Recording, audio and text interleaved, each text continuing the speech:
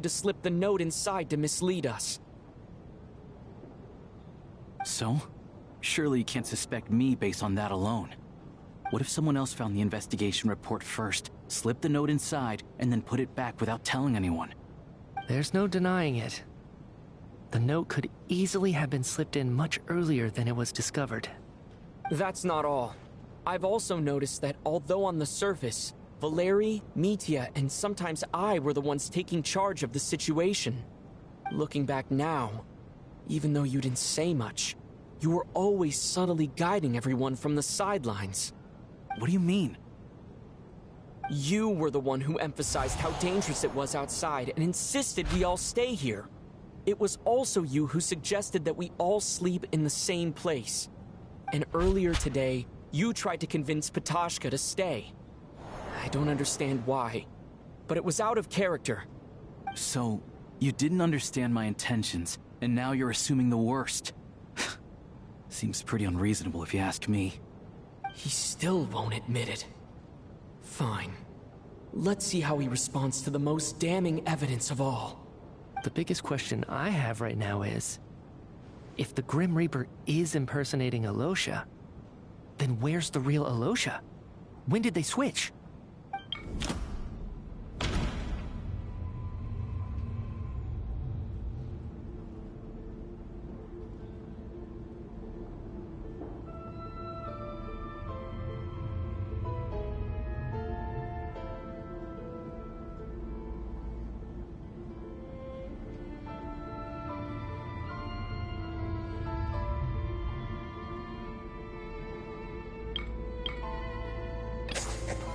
That's right.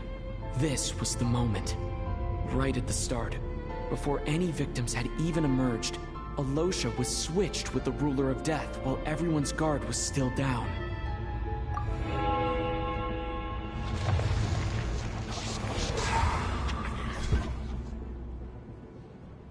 When all this began, right after the performance ended and the snowstorm began to pick up, no one suspected anything unusual. We just assumed we were snowed in. It wasn't until we discovered the bodies the morning after that we realized something out of the ordinary was going on. But it's clear now that the oddities actually started earlier than that, when Dimov walked into the snowstorm and never came back.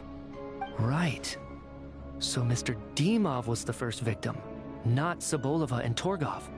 And if we pinpoint that moment as the beginning of this incident, then one thing becomes clear.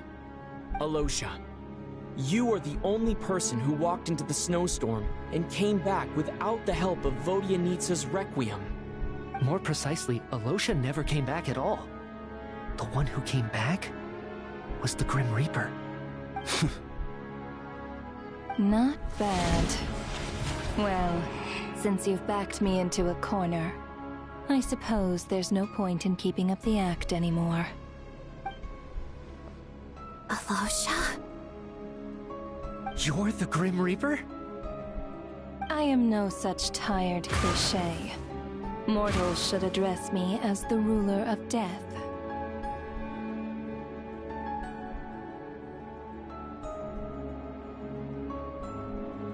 Before being wiped out for good, you identified the two deceased, and even sensed my presence.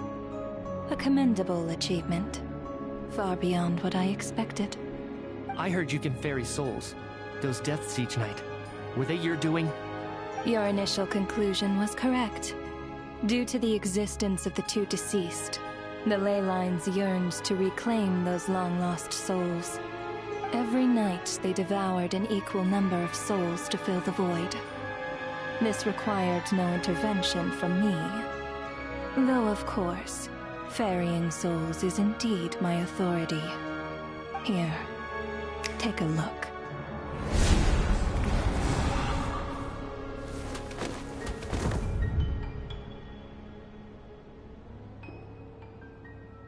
What are you doing?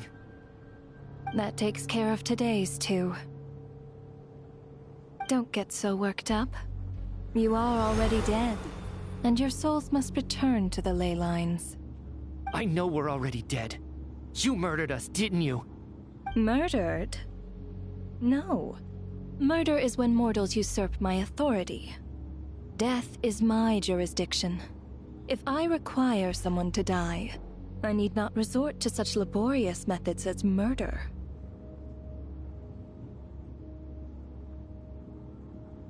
You simply met the criteria to trigger my curse of death. I know about the curse of immortality. So there's another death-related curse too? You cursed us? When? And why would you do such a thing? So often, humans pray to me, begging to know when their death will come, and what form it will take. But few people ask why. If you must have an answer, know that death comes simply because one's time has come. So you're not gonna tell us the truth? Hold your tongue. By all rights, you shouldn't even be allowed to speak with me. Those angels from the past are to blame for the reckless renovation of the ley lines here. It's made my work on this occasion infuriatingly complicated. Work? So trapping us here, making us watch our friends die, that's just another day at work for you? You clearly have a lot of questions. Fine.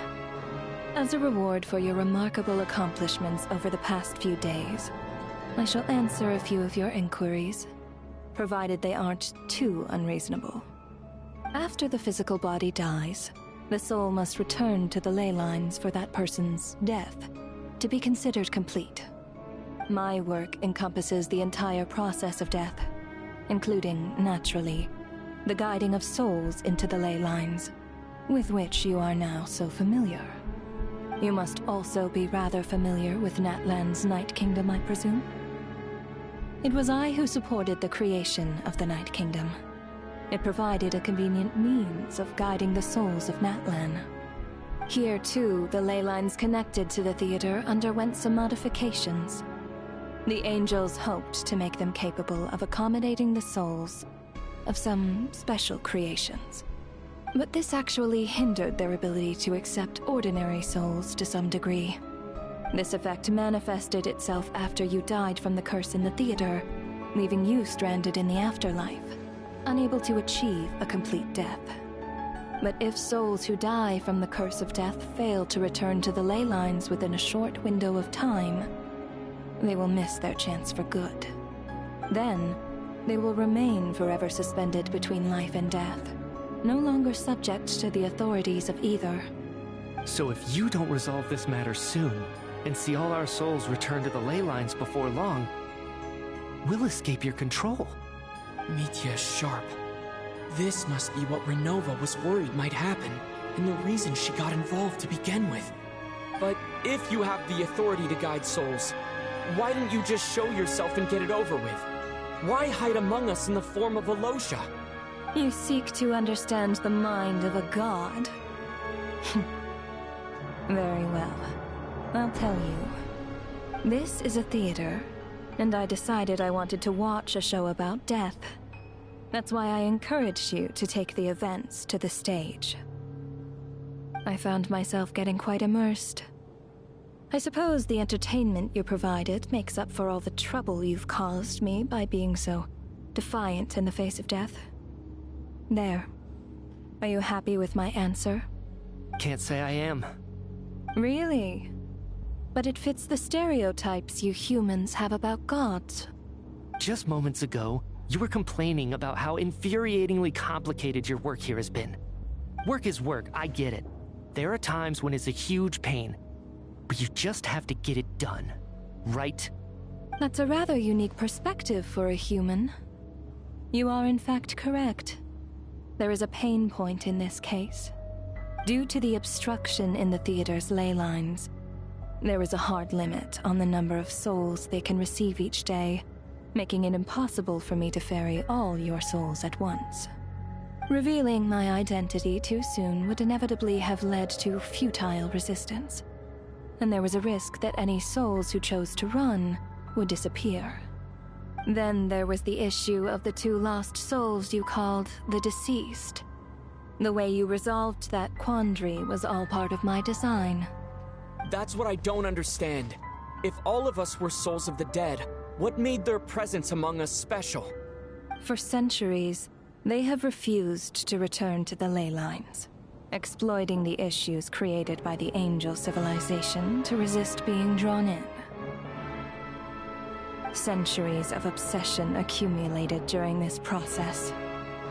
You may think of this obsession as the resentment of the dead, and in this quantity, it was a bomb that could have detonated at any moment.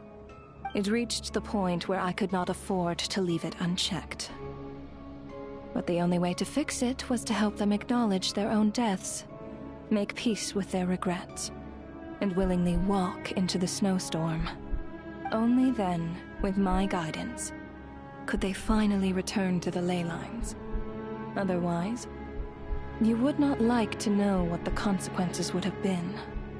I vaguely remember seeing Batashka, but in the most terrifying form. Was that in a dream? Is that what would have become of her if she hadn't returned to the ley lines? I see your dreams brought you many revelations. So you see, death in fact grants wisdom to mortals. Souls connect to all things in the world and see the chain of cause and effect between them. It's nothing unusual. Anyway, giving psychological counseling to lost souls is not my strong suit. That is more of an angel's role. It was something I could not resolve directly using my authority, so I decided it was easier to leave the bomb defusal to you. Meanwhile, of course, their presence caused the souls of other members of your party to return to the ley lines each night. From where I stand, that was killing two birds with one stone. As both issues slowly resolved one another without me having to lift a finger, all I had to do was stay close by and keep the situation under control.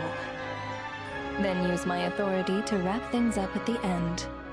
And, of course, while I was at it, I thoroughly enjoyed watching this drama, dealing with death from a mortal perspective, play out on the stage.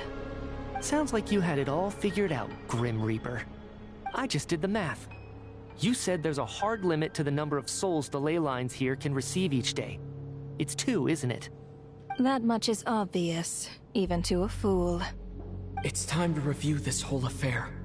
If the ley lines can only take in 2 people per day, I need to go over the deaths from these past few days again.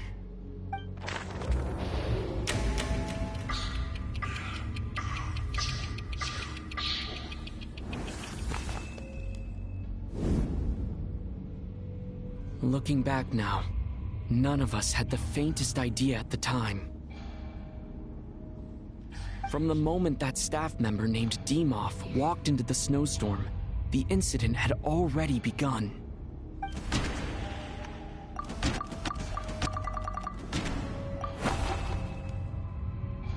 No.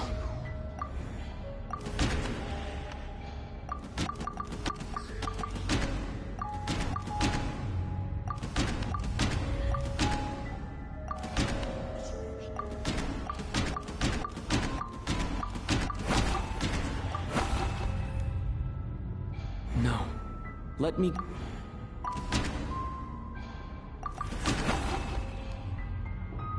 No. Let... No. Let me...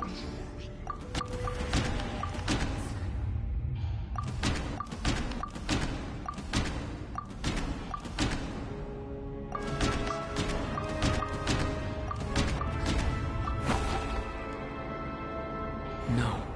Let me...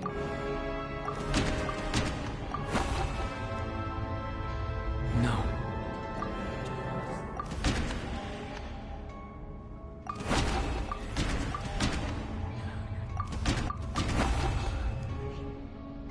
No.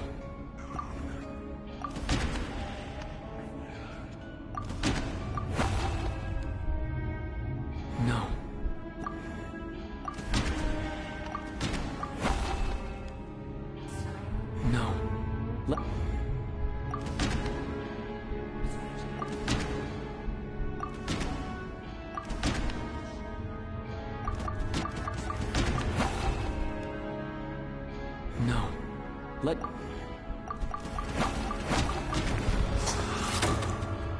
Alosha was the second to walk into the snowstorm after Demoth to investigate. During this process, the ruler of death assumed his identity, making him one of the victims.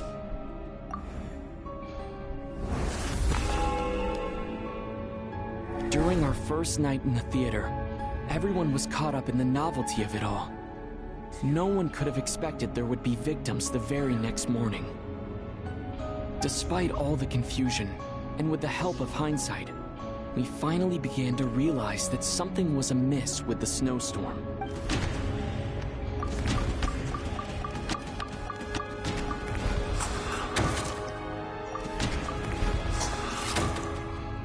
The ley lines devoured Torgov and Sobolova on the first night. At the time, we thought this might be a murder case connected to Lelik.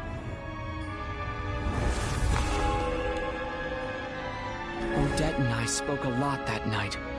3 people were on watch, but in the morning, we discovered that someone had fallen victim all the same.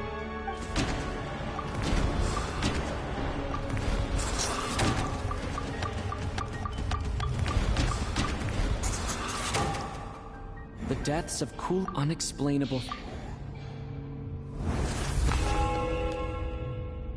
Later, we discovered that there seemed to be an extra person among us, and subsequently discovered the existence of the deceased.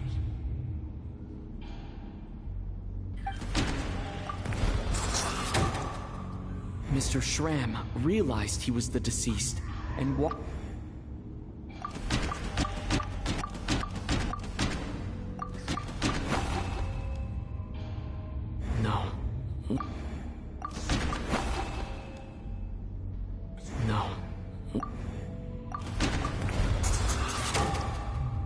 thought it was all over, but Mr. Valeri's death was a root of... A lot happened today.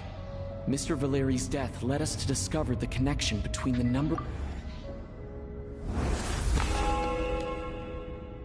The fact that there was more than one deceased seemed to bring us back to square one. Odette revealed some information she had been keeping to herself.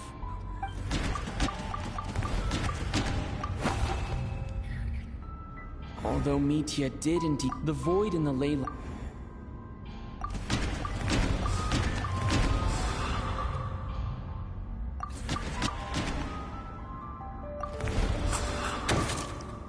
As it happened, Ptashka filled the void left by Mitya's return from the ley lines by walking into the snowstorm this morning. The girl I thought was Child's sister, Tone...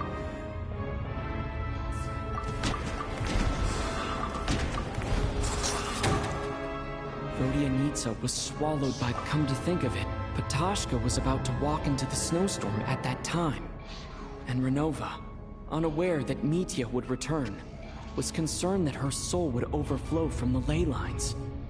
That's why she used Alosha's voice to try and persuade her to stay behind. Looking back, I suppose that was an early slip-up on her part.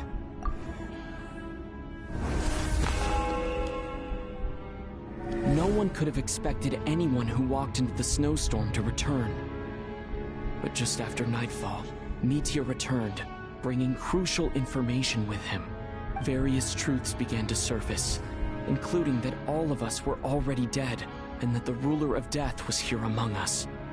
Then, after revealing her true form, Renova callously claimed 2 souls.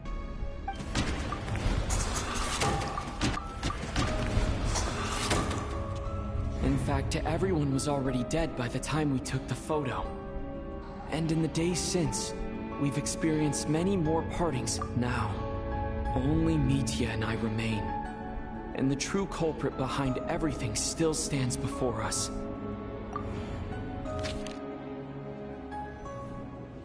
That covers everything. It's all clear now. Your work isn't finished here yet, is it? The Traveler and I are still standing here, safe and sound. The Water Imp's song threw things off a little, but it is of no consequence. The ley lines have already anchored your soul, and the first ray of light tomorrow morning will take you back. I, meanwhile, need to review my attitude towards the Water Imp race. So the reunion in the night that Vodyanitsa mentioned, I suppose that was never meant to be a permanent reunion. That just leaves you, traveler. My power only allows me to temporarily separate your soul from your body. The ley lines of Teyvat would not accept you, and your soul is firmly anchored to your body by your will. For a descender like you, who is not bound by Teyvat's rules, your death can only be brought through the most violent of means, such as directly destroying either your body or soul. I have no interest in involving myself with Descenders, for now. Although, this may change if Asmodee remains missing, or you insist on interfering with our affairs. One last question then. All our struggles and sacrifices here, they were meaningless from the very beginning, weren't they? Death abides no reason. Besides, what you call sacrifice is merely a concept created by humanity. To me, it is nothing more than a self-indulgent charade in the face of death. Mere mortals fantasizing that their actions could reclaim something from my grasp. A truly laughable idea.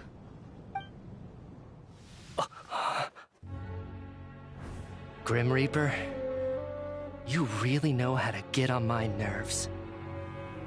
I'm not here to ingratiate myself with you. I kill merely because your deaths are necessary. Oh, you've made that quite clear. But humans don't take well to being scorned. Not even by the gods.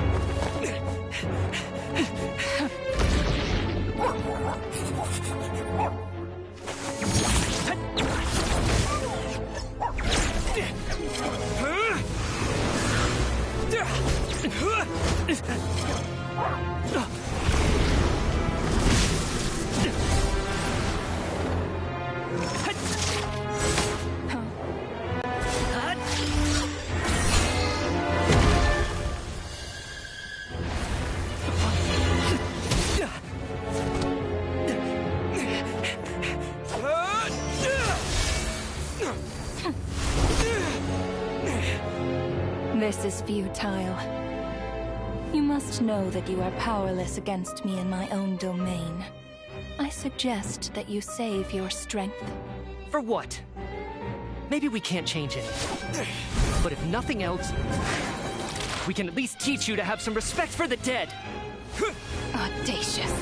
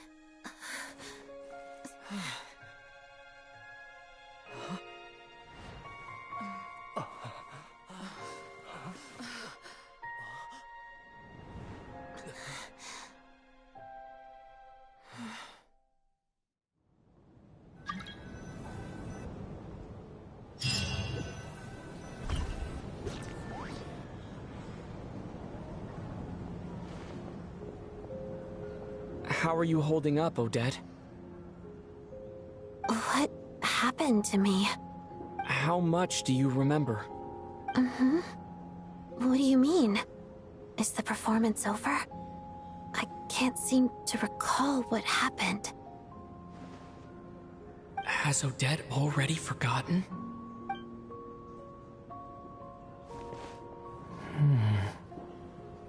Mitya? Oh, I'm sorry.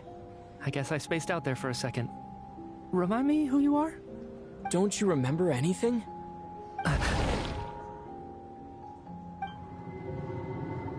Yeah, I remember now, comrade. Looks like we guessed right. Just like me when Odette found me at the Armory Palace, for some reason, everyone killed by the Ruler of Death eventually came back to life. Just with one catch. They forgot what happened while they were dead. Odette and the others have already forgotten everything. Why were you able to remember this time? Could this be the reason? You said this is the Ruler of Death's symbol, right? I don't see anything there. You don't? Huh. Okay, I guess that makes sense. I carved this into my hand in the afterlife, so it's not visible in the physical world. Does that mean I carved this symbol into my soul? What an unsettling thought. Still, at least I get to remember what happened. I suppose it's a blessing in disguise. What about you, though? The Ruler of Death mentioned that you're a descender? Is that why you can remember? A full explanation would get complicated very quickly. But that's essentially it. Well then, now that it's all over, let's figure out what we've learned. The first thing I notice is that everything here is precisely as we left it, right before our deaths. This confirms that time passes differently in the afterlife than in the real world. They say that right before death, time slows down, and your whole life flashes before your eyes. That must be how you know you have one foot in the afterlife by that point. Anyway, clearly the few days we spend in the afterlife probably only amounted to a few short minutes in the real world. This also aligns with previous reports of widespread temporary memory loss among the Armory Palace personnel. Now it seems likely that those were all brief deaths caused by the Grim Reaper's so-called curse of death.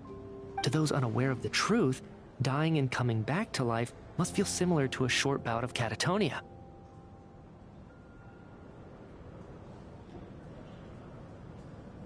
This leaves me with a couple big questions.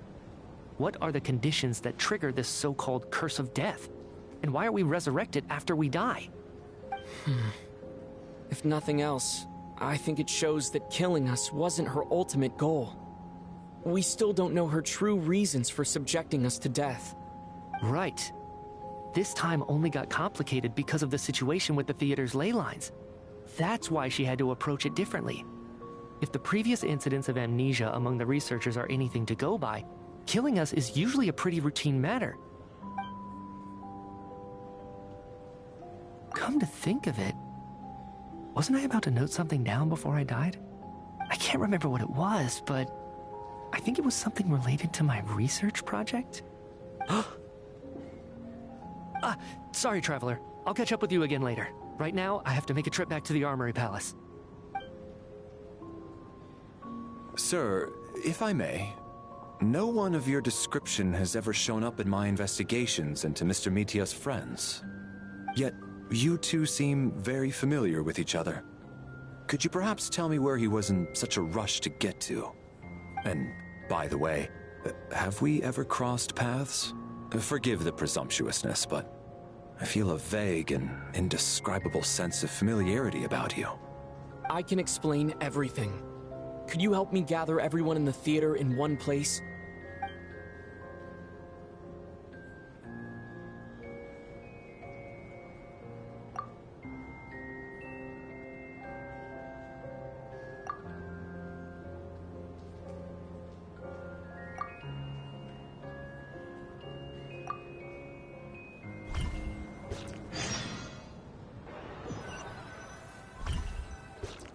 So Chuganov really is going to shut down the factory. I guess this theater incident actually did us some good after all. So, you said I promised to take you to the Armory Palace while we were in the afterlife, yes? I believe you. I think I even have a vague memory of it. Agreed. Let's check in on her first. The whole reason for our trip to the Armory Palace anyway is to figure out what's going on with her health.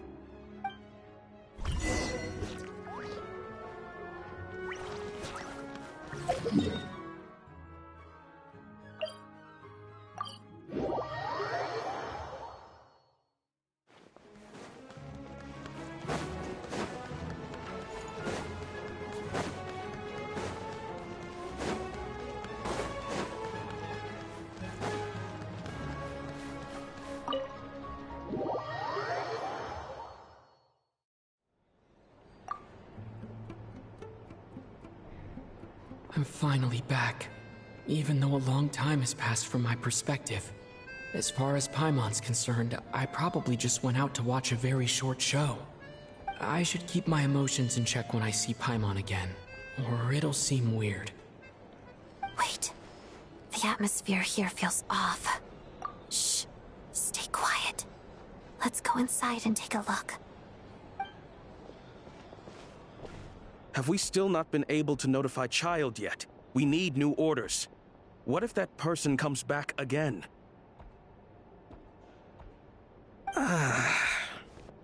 I'm so sorry.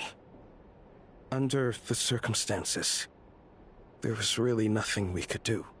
Tell me, what happened to Paimon? It was the Jester.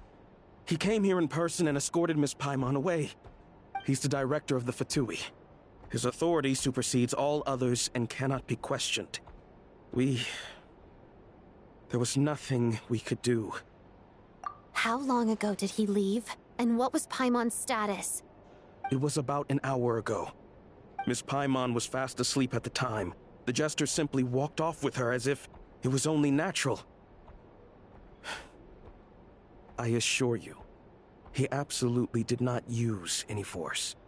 Do you know where they went? The Armory Palace, most likely. Lord Piero, the Jester, has been overseeing the experiments there lately, keeping a close eye on their progress. Everyone in the Fatui has heard about it by now.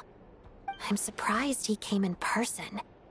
Whatever his reason for taking Paimon, he'll most likely return to the Armory Palace first, which is exactly where we were headed anyway. Then lead the way, Odette. Okay, let's go.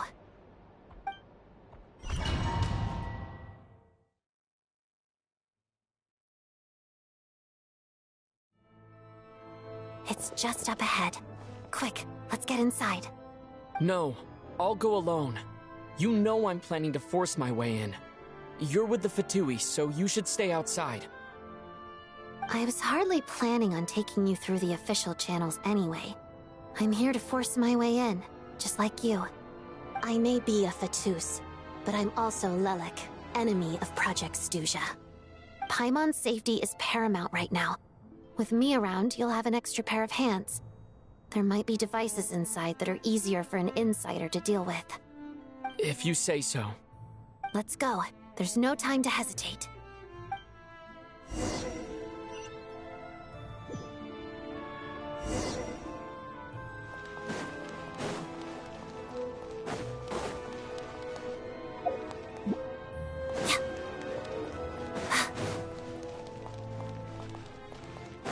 Hey, who are you?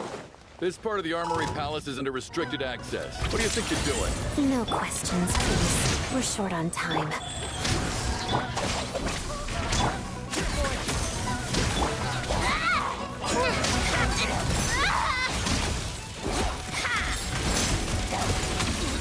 How tiresome.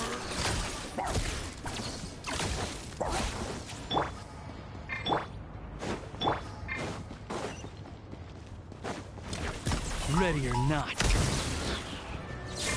Let's begin.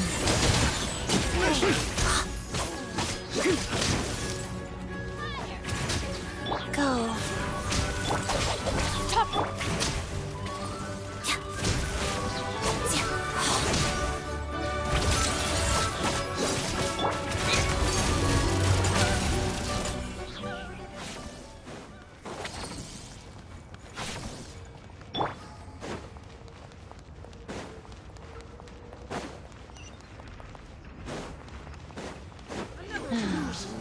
Shadow nearby. Life goes on. Let my magic Crystalline Adagio.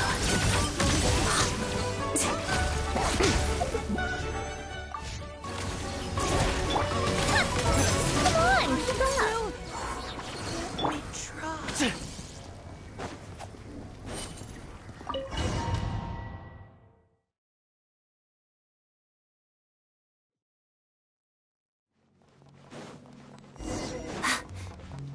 What are we do you doing? have a pass?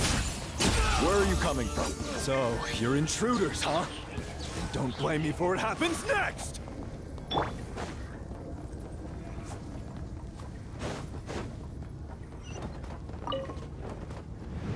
The Armory Palace is hidden this deep in? This place is much bigger than I imagined. They're conducting top-secret research after all. The deeper it's hidden, the better, is standard Fatui logic.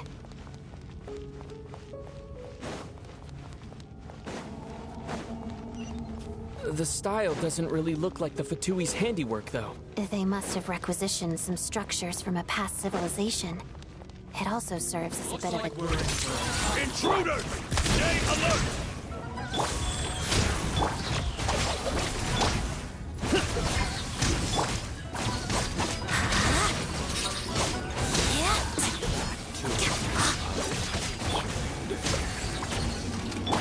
Bullseye! Wheel of Life. Shadow me. Cut of Death.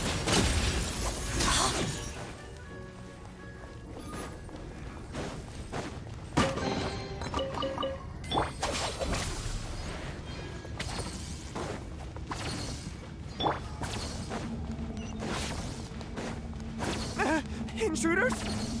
Don't come any closer! Just what are you guys trying to do here? I'm gonna fix your skull! Dog eat dog! One down! Time to fix Witness the snow spawn's grace.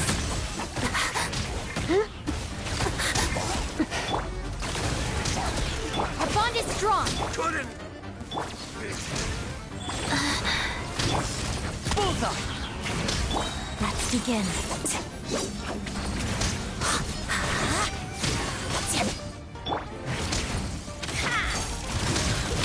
How tiresome. No one interferes with a jester's work!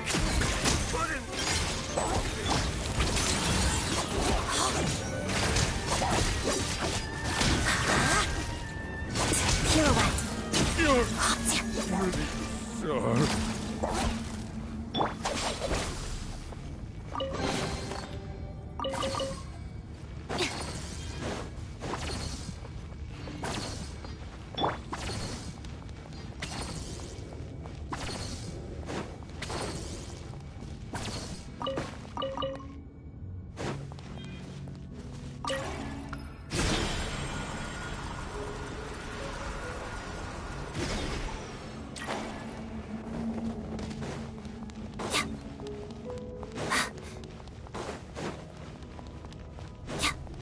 Looks like no one's guarding this place. There's something off about that decoration over there.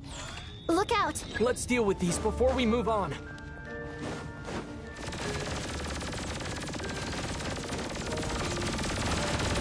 Together. Rise. Gun it! Stand with me.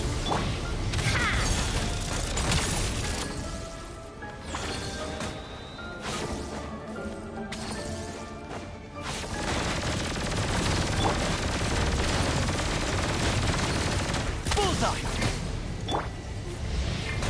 Shadow me.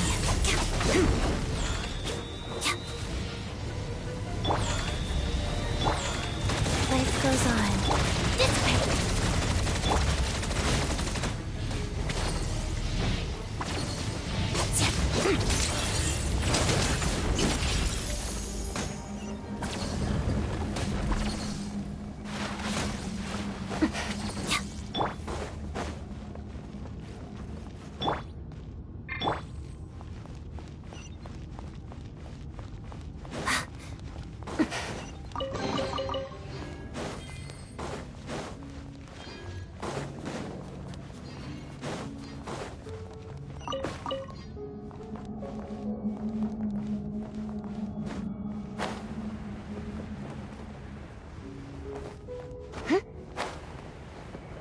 The researchers here probably don't know that we're uninvited guests.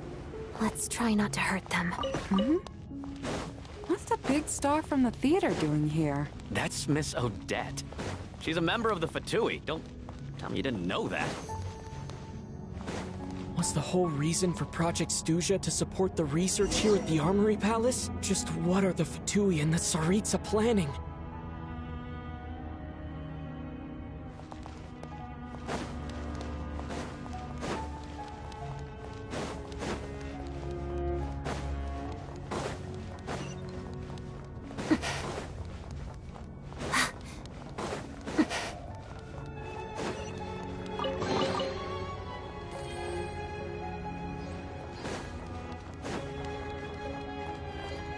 Whoa! Who are you? Never seen you around here before. Looks like there's no way through here. Maybe using the power of this prism could help?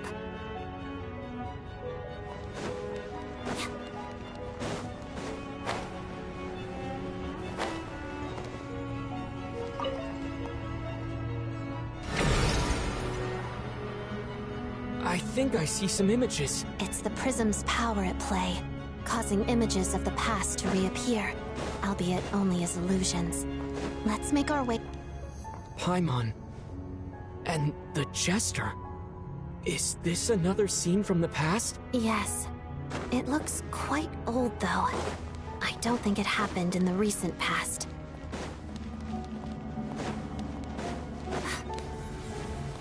What's going on here?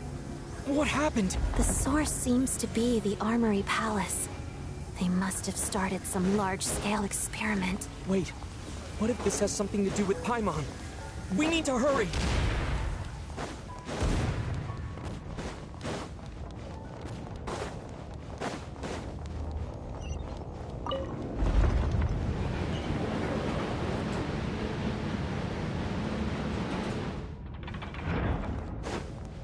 We're almost there. The Armory Palace is just up ahead. Paimon, please be okay.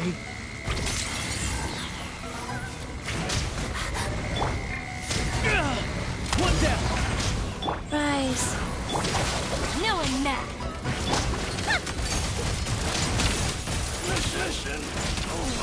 Take a break. It's dog eat dog! Let's begin. Waltz of the snowflakes.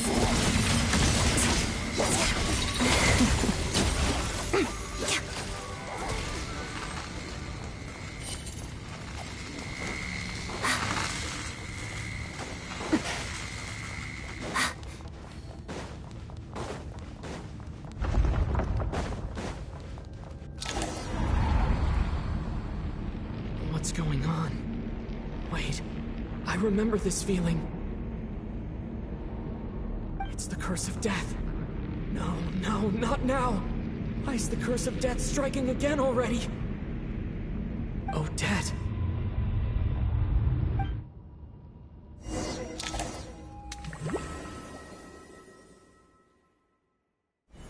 Is this the afterlife again? I need to find a way back to reality. Is that Odette's core Ignis? Could that be what just woke me up?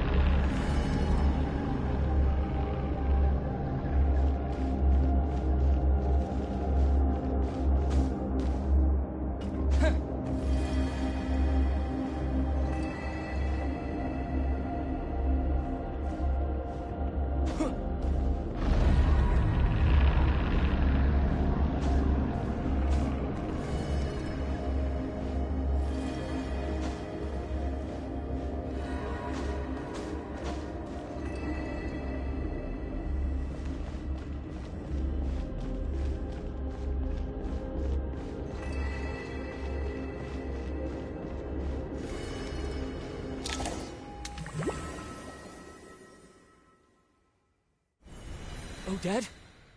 Odette! No signs of life. But past experience says that she should be resurrected before too long. Right? Did Odette intentionally use her core Ignis to guide my soul? I feel like something similar happened in a dream I had before. Thank you, Odette. If not for you, my soul wouldn't have found its way back to my body so quickly. But I'm sorry. I don't have time to protect you. I have to use the time you bought me to get Paimon back.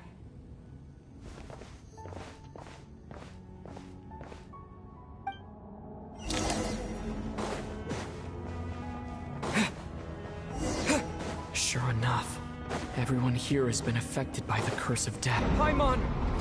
Paimon! No, wait. Paimon probably didn't escape Renova's curse either. She won't be able to respond to me right now. I'll have to find her myself.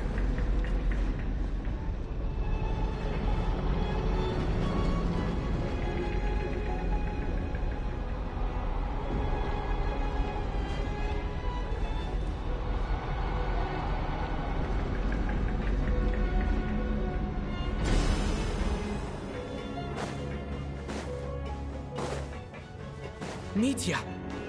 Is this the laboratory he works in? What happened here to trigger the curse of death again so soon? I'll have to ask him when he wakes up.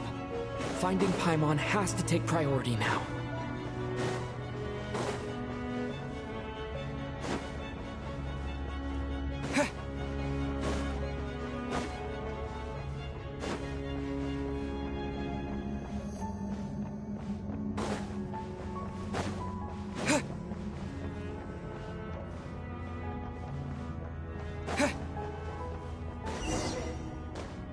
Found her!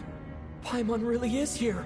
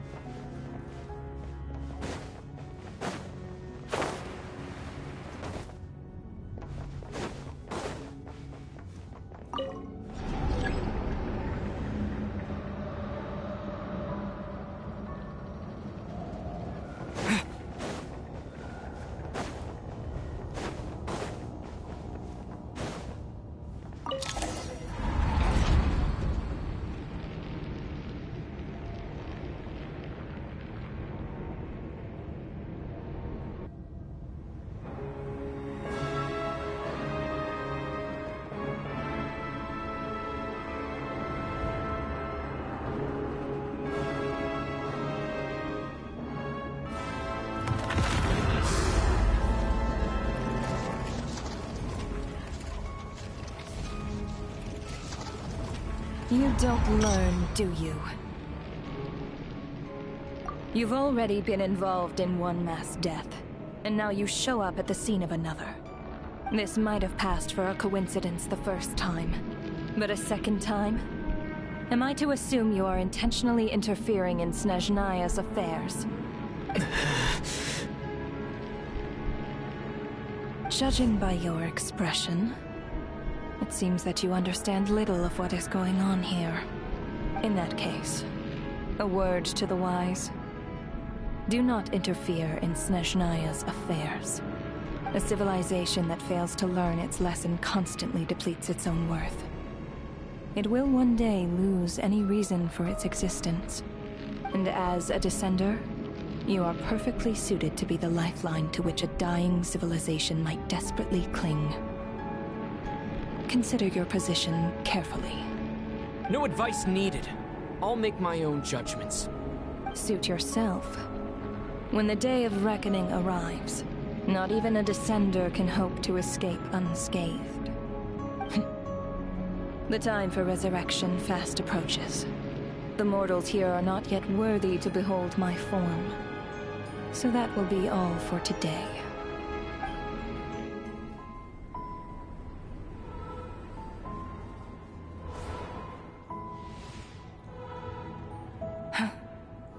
That thing is coming with me.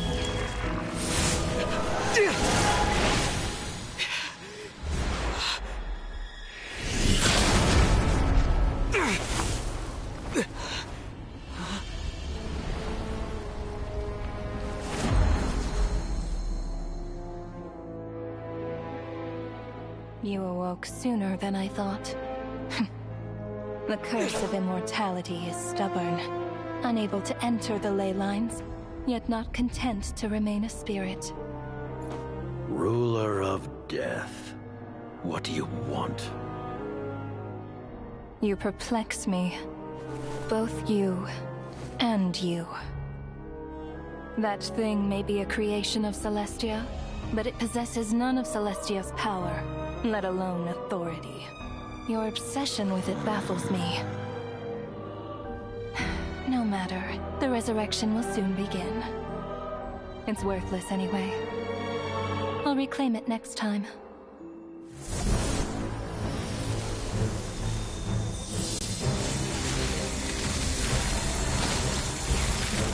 Hey, who says there'll be a next time?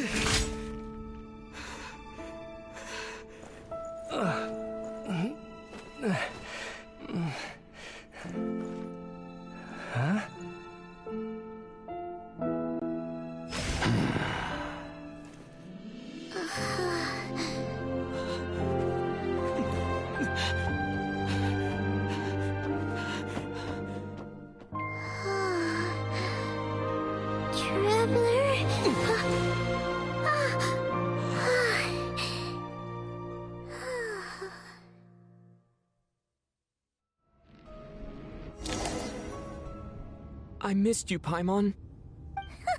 What are you talking about? We haven't even been apart for that long, have we? It was different this time. You seem to be in pretty good shape. Yeah, Paimon's back in tip-top condition. It's the weirdest thing. Paimon fell asleep earlier, and when she woke up, she found herself here. The Jester and that guy talking to him used some kind of energy on Paimon, and she could kind of feel it canceling out that other thing that was making her feel unwell. So, Mitya helped too? Apologies for leaving in such a hurry at the theater earlier. I was in a rush to verify some theories. Rest assured that your companion is perfectly safe. We reversed the effects that the experimental energy had on her. The Jester specifically instructed me to do so. I suppose this is our first official meeting, Traveler. I could not let Paimon suffer in her condition for a moment longer, and so I simply took her without explanation. I hope you do not mind. But why would a big shot like you care about what happens to Paimon? As I said when you first arrived in Snezhnaya, we once spent some time together in the distant past. Oh yeah, you did mention that. And Paimon did think you seemed strangely familiar the first time we met. I'm afraid the reminiscing will have to wait. Mitya, let us continue with the report. What conclusions, if any, did you reach from conducting the final experiment of our energy research ahead of schedule? The good news is, my hypothesis regarding the Ruler of Death has been verified. As for the bad news, I recommend we suspend the experiments and Project Mistleton until further notice. Currently, we have no means with which to make a breakthrough. I say this purely as a scientist, guided by reason alone. I will trust your judgment. We shall put the project on hold until the ruler of death has been eliminated. Wait, what are you guys talking about? You want to get rid of Renova? Like, how? By killing her? By whatever means necessary, so long as it removes the threat she poses to us. Until then, everything we do will be in vain. After what just happened, I've ascertained Renova's goal. Or rather, the trigger condition for the Curse of Death. Okay, let's hear it. What she's doing is blocking Snezhnaya's technological progress, preventing us from possessing any means with which to threaten the heavenly principles. Just like the little lapdog she is. So, any ideas, research, or experiments that lead to technological progress can trigger the curse. Just now, for instance, I was set to launch a final phase energy experiment ahead of schedule. If the experiment was successful, we could have achieved a crucial breakthrough. As expected, though, the moment the experiment began, all the researchers, technicians, and witnesses died from the curse. All that effort, not to mention the energy and materials we relied on Project Snezhnaya to gather for us, went to waste. In the end, nothing was gained. Does that mean something similar happened when we were at the theater? That's right. During the performance, I thought of an important breakthrough regarding the experiment, and wound up dragging everyone into this. So the nature of the curse seems to be something like... when moments of technological progress occur, all life in the vicinity is taken away. What a violent method!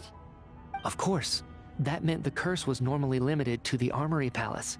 Since outsiders are forbidden from entering, this mass death phenomenon went unnoticed. Until Odette came along. I believe she was the first witness. The Curse of Death was triggered just before she infiltrated the Armory Palace that day. But you mentioned something about a final stage experiment. Doesn't that mean you've actually made some progress? That's right. Even with the gods locking certain key components out of reach, humanity can still advance technology in incremental steps accumulated over time. But, as I'm sure Renova anticipated, even incremental progress has its limits, a point where the truth you're seeking must be put to the test in an experiment. You mean, the experiment you were just about to do? Yes, we were at a critical juncture, a moment where the quantitative was about to translate into fundamental qualitative change. With this single experiment, we could have brought everything we've worked for to fruition. But now, after already being forced to fumble around in the dark all this time, it feels like we've truly hit an impenetrable wall. As long as Renova's Curse of Death persists, we won't be able to advance the experiment or obtain any results. And with Project Snezhnaya having been in effect all this time, at our nation's current strength, repeated trial and error is simply unsustainable. Only by eliminating Renova first will it be possible to continue advancing our plans. But she's the ruler of death! She can just kill whoever she wants, right? That's gotta be the scariest power ever! Is it even possible to beat her?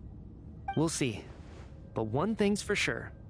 She definitely can't just do whatever she wants. The best proof of that is me, standing here, very much alive. You're saying... Wouldn't it be easier to just kill all of us researchers for good? Why resurrect us over and over again? Why let us advance our technology to this point? So, you're saying even the ruler of death has limitations we don't know about? Exactly. And I think that's where the key to our breakthrough lies. Regardless, the ruler of death has always been an obstacle we must overcome. Indeed, we must face life, death, time, and space. After all, our goal is the heavenly principles. The Fatui want to challenge the heavenly principles? For a long time, I've had a vague suspicion the Fatui and the Tsaritsa were targeting the heavenly principles. But hearing the Jester admit it is still a shock. No wonder the Tsaritsa's goal has always been kept a secret from the people. What kind of road will that lead Snezhnaya down? In that case... Lord Jester, I would like to request some leave. I'd like some time to organize my thoughts and go over the data. Granted. Get some rest, put the experiment out of your mind, and take care that the curse of death doesn't affect any civilians.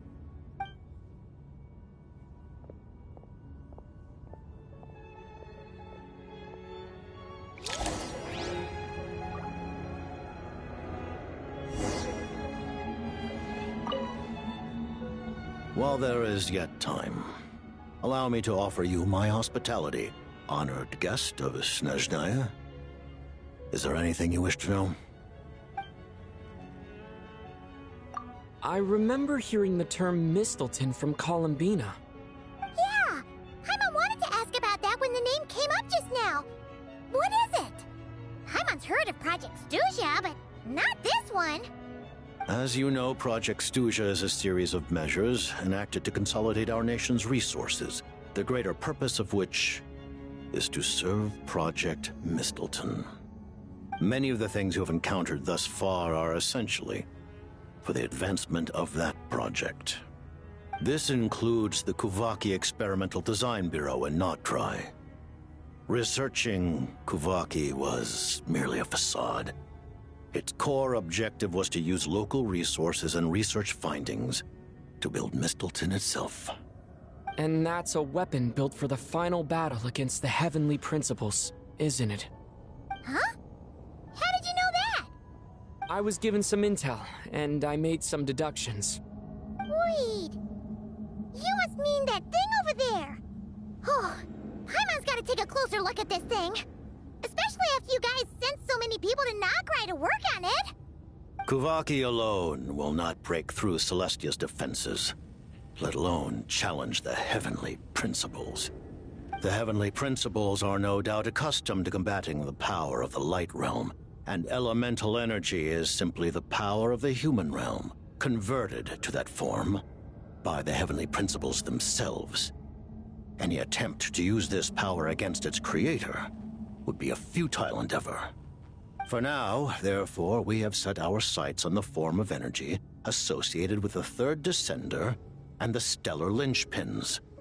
This may hold the potential to allow Mistleton to contend with the Heavenly Principles. You could say that by reverse engineering the Stellar Linchpins to extract the energy within, we have obtained a source of anti-Celestia energy. The Kuvaki Experimental Design Bureau, Project Snezhnaya, and the new energy experiments. Huh. So, Project Mistleton is what ties it all together. And it looks like your plan is almost complete. No wonder the Ruler of Death came after you!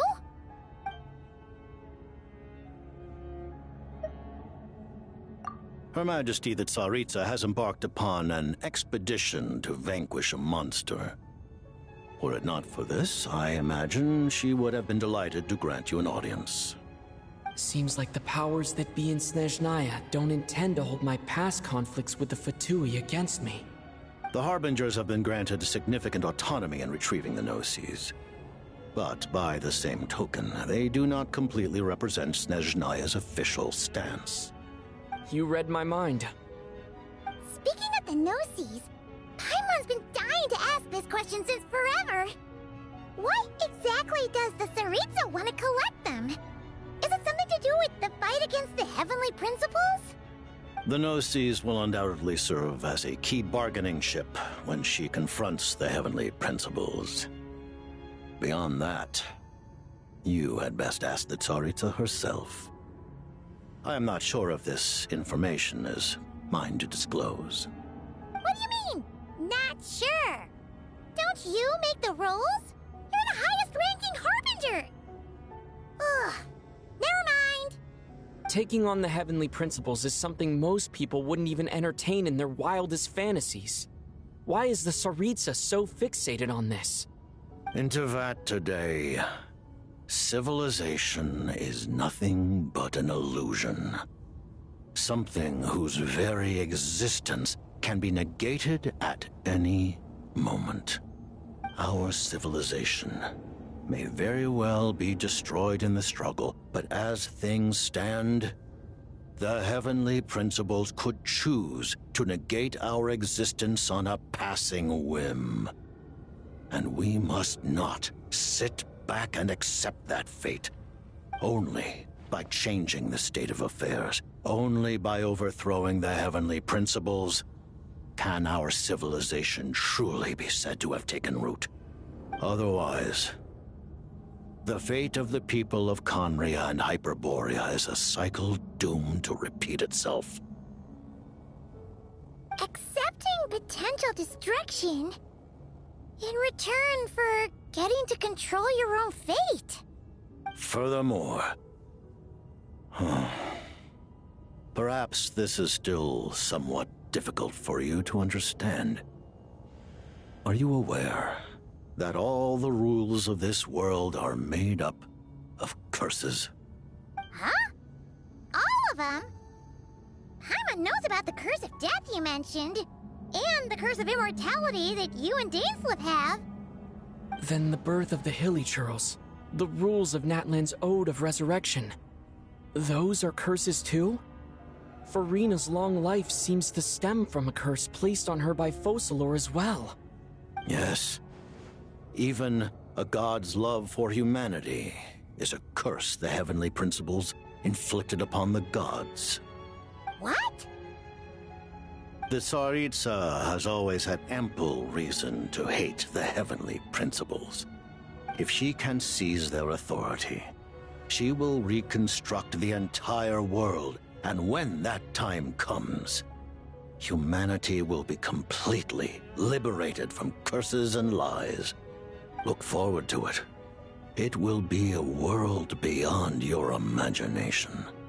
Though the ordinary people of Snezhnaya may not understand these details, in this frigid land locked in a ceaseless struggle against the environment, in this nation to which the gods have never shown favor, we all believe that standing in solidarity with the Tsaritsa in our shared struggle will surely usher in a new and better world.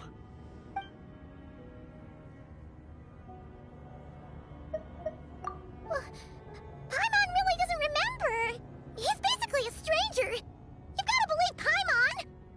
Allow me to explain. The reason Paimon reacted to the anti-Celestia energy developed by the Armory Palace is because she comes from Celestia herself. More specifically, she is one of its creations. Paimon? A creation of Celestia? Oh, right. I was blinded by anger earlier, but thinking back on it, Renova also said that Paimon is a creation of Celestia. But she lacks Celestia's power or authority. As you know, the lunar fragments in Nodcry were pulled down from the sky using Fatui technology. But the first application of this technology was in Conria over 500 years ago. I used this technology upon the heavens, and the response I received was none other than Paimon descending from Celestia.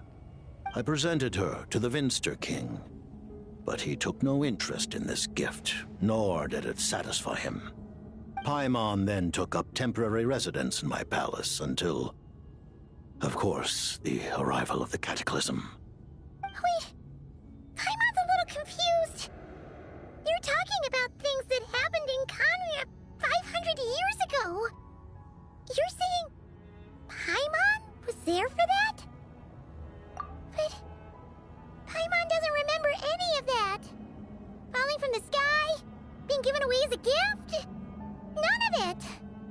Having lived through the Cataclysm, perhaps you too were burdened with some manner of curse. Although, losing your memories would indeed be the smallest price I've ever seen paid. But it's not just her memories from Conria. Paimon doesn't even know how she spent the last 500 years. She only has memories from the past few years. No matter how hard she tries to remember. What was Paimon like back in Conria? Did she know a whole lot because she came from Celestia? Was she super smart? Unfortunately, When you arrived in Conria, your consciousness was like that of a newborn infant. None could say what kind of being you once were in Celestia. During the time you lived in Conria, your personality was no different from how it is now.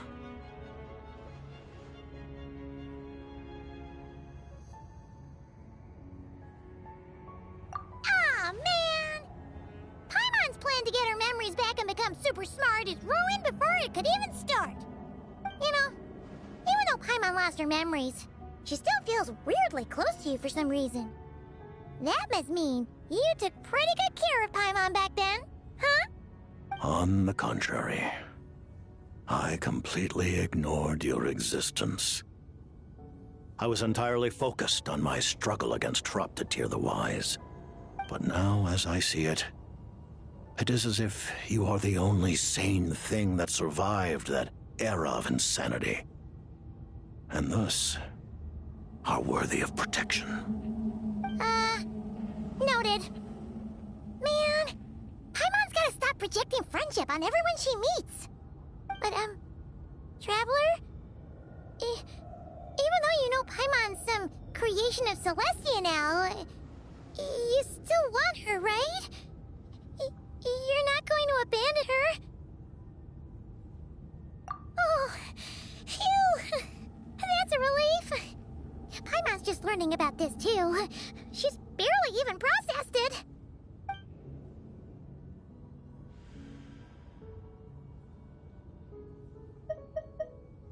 Thank you for telling me so much. I'm a bit surprised, honestly. I didn't expect you to be quite so transparent with me. Given the circumstances, the Fatui need not hide anything from our allies. Allies? To advance Project Mistleton, we must first resolve our issue with the Ruler of Death. And if I presume correctly, you have no intention of letting her actions go unpunished either, do you? That's right. Ever since she said she intends to reclaim Paimon when we next meet, I figured reconciliation was out of the question. Against an opponent of this caliber, deliberating over our allegiances would waste time we do not have. We must join forces unreservedly with whomever we can, if we are to stand anything like a fighting chance. You're going to challenge the Ruler of Death? Just for Paimon? But Paimon's only... Thank you! Oh, thank you! Oh, gee! Now Paimon doesn't even know what to say! Anyway, Paimon's super touched! The Tsaritsa will return in triumph in short order, and the Fatui shall hold internal discussions regarding the enemy. The time for us to meet again will come very soon. Got it. Thanks for your help with Paimon. I'll be sure to look after her for you. There was just one other thing. Well, just a request, really. Paimon really wants to see what this Mistleton thingy you're gonna use against the Heavenly Principles looks like. Of course, Paimon knows it's top secret and stuff, but she just had to ask. It's okay if the answer's no. Certainly you may. Oh, for real? Actually, maybe it's best not to. What if her Nova suddenly pops up again? She might take this chance to... While the technology is not yet fully developed, it has nevertheless reached the stage where Celestia's creations are unable to damage it. In that regard, you may rest assured. Oh. Wow. No wonder Paimon felt so out of sorts recently, even though it was super far away. Alright then! Paimon's ready to take a sneaky peek at this top secret super weapon!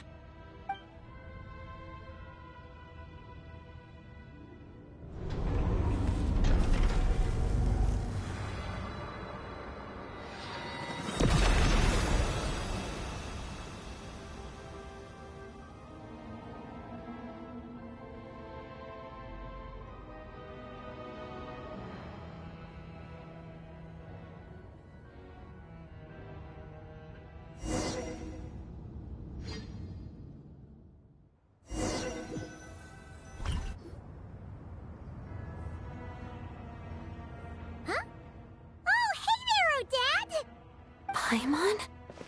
You're okay. Thank goodness. You look well. Have you recovered?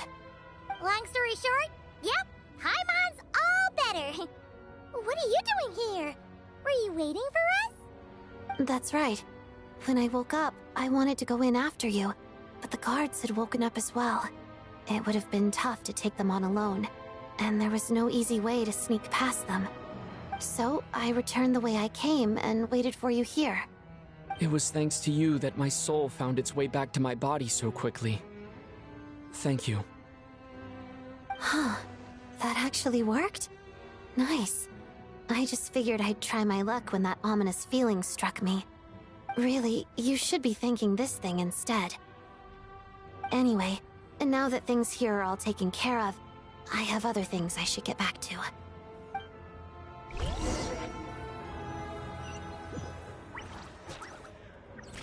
Ah, Director Chuganov, you're back. We just received notice that Project Snezhnaya has been suspended, so we've convened an emergency meeting. This is the preliminary plan. In addition to expanding production capacity, we've also discussed feasible layoff plans to optimize revenue and expenditure structure. Our calculations indicate that the factory's profits will increase by at least 30%. Just give the word, Director. That won't be necessary. Leave the energy for those who need it. Whether they use it just to get by or to run a business, that's up to them. Start preparing to halt production and lay off the staff. Make sure the workers are able to land on their feet and that they are duly compensated. Thank you all for your hard work during this time. Am I hearing you right? Why? After all the tough times we made it through, now is exactly when we should start to turn a profit. I just suddenly don't want to do this anymore. Huh. Does there have to be a reason? Iskra, it's time to rest. Dear esteemed members of the Rokot, given the effects of Lelic's radical actions upon our organization's reputation and social stability, a decision has been made to permanently withdraw this codename from use. Considering that Lelic did what they did for the benefit of the people, the Rokot has nevertheless negotiated with the authorities, ultimately securing a waiver for all penalties due to them. Lelic will be suspended for a period of time. Depending on their future performance, they may be allowed to adopt a new codename and continue acting as part of the Rokot. The purpose of this notice is to remind everyone once again that motives and methods are equally important when one operates in the shadows. Even with Project Snezhnaya's suspension and our interim operational victory, we must guard against complacency and rashness and work to consolidate the progress we have made so far. We act only for the greater glory and solidarity of our nation. May the aurora shine ever on, and the tundra always stand firm. We act only for the greater glory and solidarity of our nation. May the aurora shine ever on, and the tundra always stand firm. Looks like it's finally over. You mean for us? Just thinking out loud. I've never seen the Snezhnaya Gradvecha so lively before. I never once thought I'd come here. But I understand everything now, Rosaline.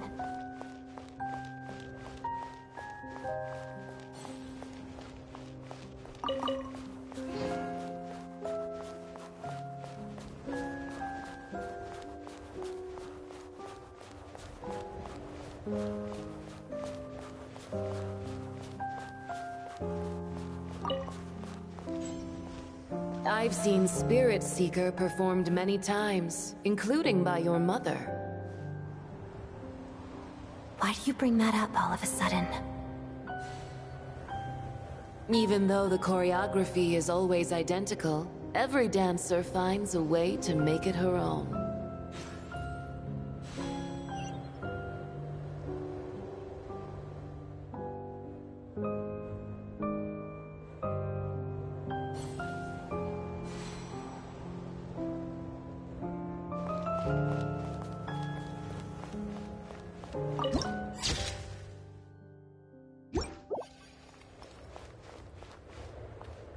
So you actually want to talk to me about ballet? I just think it would be a pity if the dance was lost to history. She didn't teach it to you, did she? That was an unusually subtle taunt for you.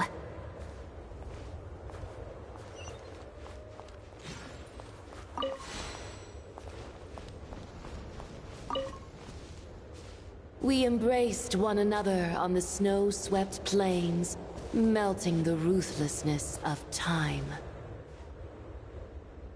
But when our bodies, in pieces, are cast to the winds, what of our love will remain behind?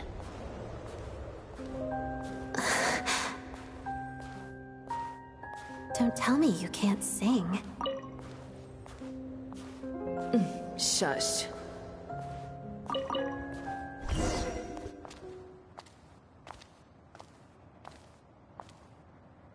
I understand her hatred.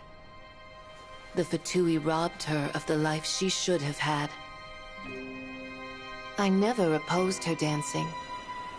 Yet still I became an enemy of her ballet. I'll just keep my distance. Many despise me. I'm used to it. You're certainly not one to shy away from confrontation. But children, they need a different approach. I'm hardly the most maternal figure. Yet, she is a child.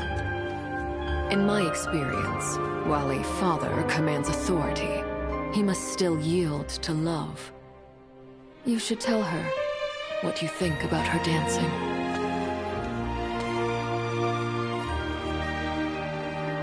Odette will soon take the stage at the Korolyevsky Theater. This could be your chance. Geonosis secured. It went smoothly. I'll be there. Have them send me an invitation.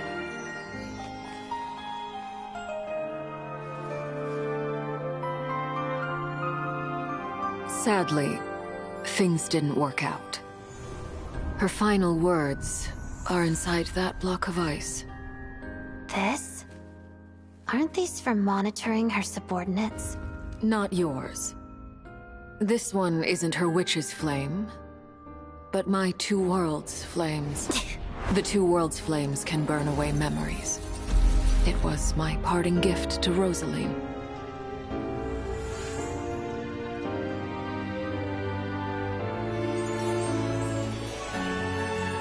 If all goes to plan, she and I will both live to see the Tsaritsa succeed.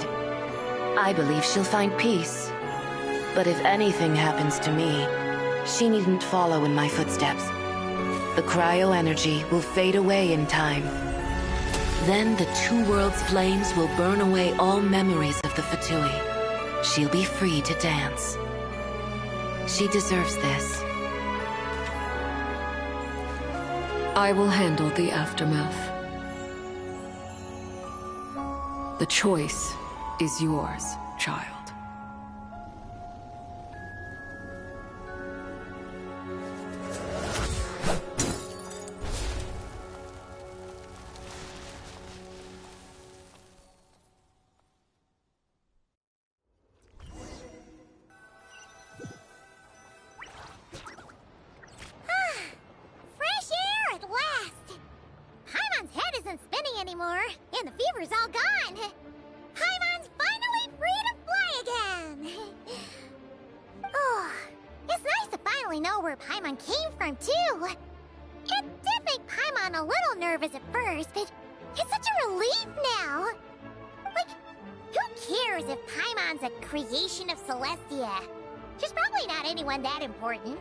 Probably just the fairy of food and fun or something. And like you said, this doesn't have to change anything between us.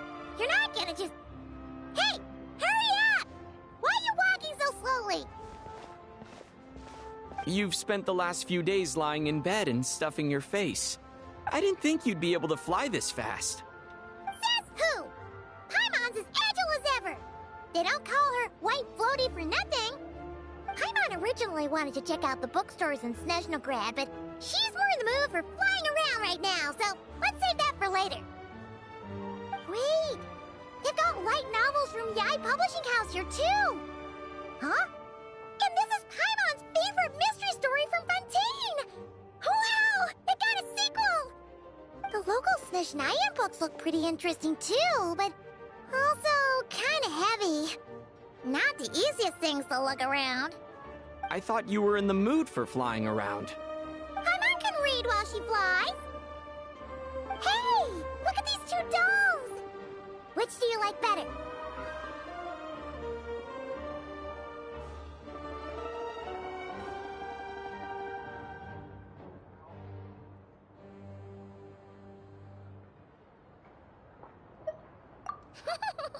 Alright! Boss, we'll take both. Paimon will have the other one. Oh, I thought we were only getting one. All right, fine. I'll pay. There you are. Thanks for visiting. Paimon will grab this and then... Huh? Huh? Huh? How many layers does this thing have? And what are you laughing at? Huh. You knew all along, didn't you? A whole bunch of people are gathered over by the plaza. Hey, look! That looks like Tartaglia! Hey, Tartaglia! I know that voice. Of course. If it isn't Paimon and my old comrade. You're looking well, Paimon. All better? Yeah! The Jester knew what was wrong and fixed Paimon right up! Thanks for sending someone to keep Paimon safe, too. Oh, yeah. About that. That was... kind of embarrassing. Who could have known that our director would go looking for you in person? So sorry for the misunderstanding. Oh, right. Let me introduce you. This is my little sister, Tonya. Hello, Tonya! Hello, hello! Firstly, I'm really sorry about my brother. Sounds like he's caused you no end of trouble. Hey now, why'd you have to start with that? Not that it isn't true, of course. So she's the real Tonya. She said you two didn't manage to meet up at the theater. She waited ages for me, and when I didn't show, she got a little worried and went outside. I know, right? He didn't bother to say a word to me. I searched up and down the city for him, and he only told me about it when I finally caught him at the gates of Glupov. I've been rushed off my feet lately, so I didn't get the chance to go home. I just figured the Traveler would fill you in when he got there. Well, the snow was bad, and you're never late. So I was really worried about you. How was I supposed to know that you'd stood me up? I'm sorry, Tonya. I really am. I'll make it up to you somehow. Just... please don't tell Mom and Dad. Although the mix-up led to a series of misunderstandings, it's probably for the best that the real Tonya didn't get caught up in that mess. Besides, it's obvious that Tartaglia isn't usually one to break a promise. He only gave his ticket to me because he had to look into Lelik. No, it's fine. It just meant I didn't get to see the show in the end. By the way, what did you think? You were one of the first people to see it, you know? I would say... the best is yet to come. Huh? What kind of review is that? Hey, look!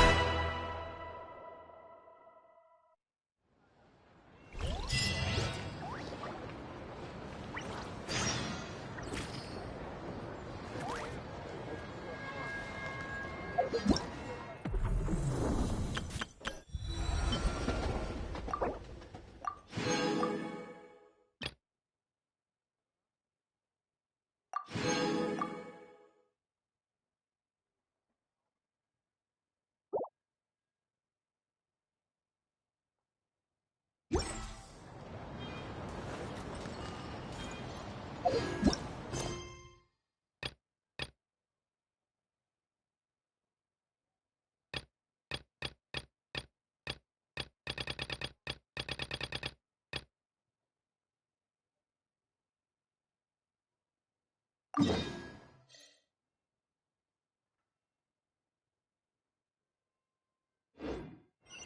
about time we threw another tea party.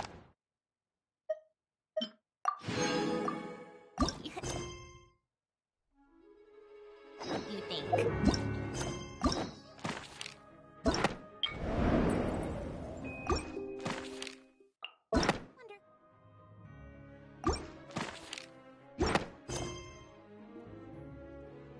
Who else is free?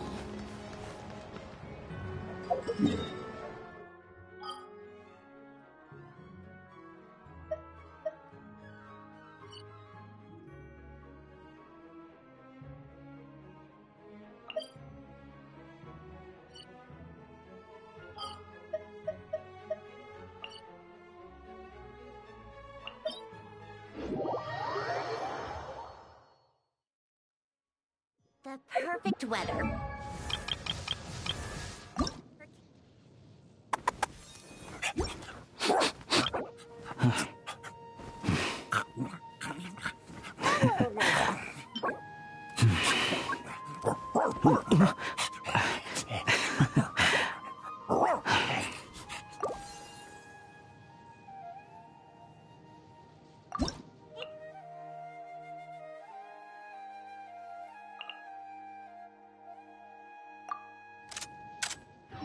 Strong coffee and getting lost in a good book.